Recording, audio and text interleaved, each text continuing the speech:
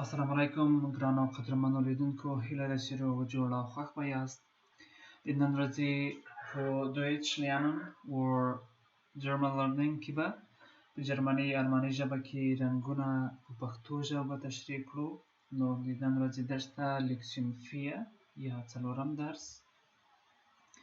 نو لومړنی رنګ ده روت. روت یعنی سور رنګ.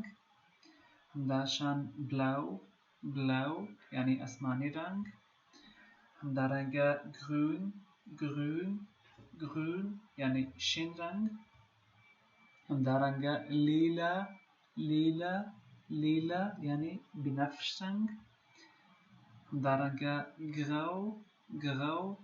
گرو خاکی یا خاکستری رنگ. همداشان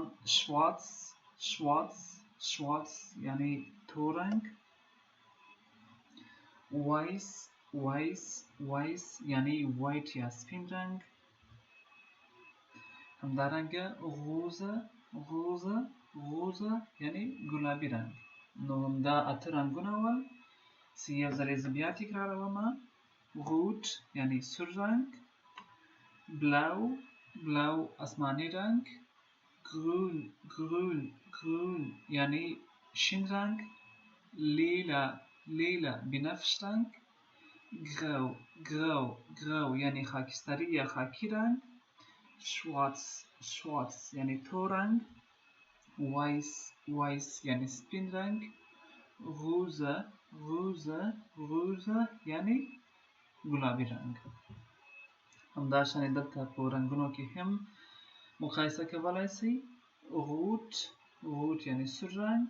بلو آسمانی رنگ یا همدا رنگ. grün شین رنگ. لیلا بنفش رنگ. grau خاکی رنگ. schwarz تور رنگ. weiß سپین رنگ او روزه گلابی رنگ. نو همدا اته رنګونه دي په الماني یا جرمني ژبه کې. هر رنګ یې دلته په هایلایټ کې هم ښودل شوی ده. که چیرته یې پښتو ژبه باندې د هغوی نومونه صحیح نه شئ تشخیص کولی، نو د رنګ ته په کتلو سره به تاسو وپوهیږئ چې دا کوم رنګ نه یې مطلب ده. صحیح. نو دا و د نن ورځې څلورم درس. د ویډیو د لیدلو نه مو مننه او هیله کوم چې چینل د سره سبسکرایب کړئ. ښه وختونه ولرئ. الله مو مل شه.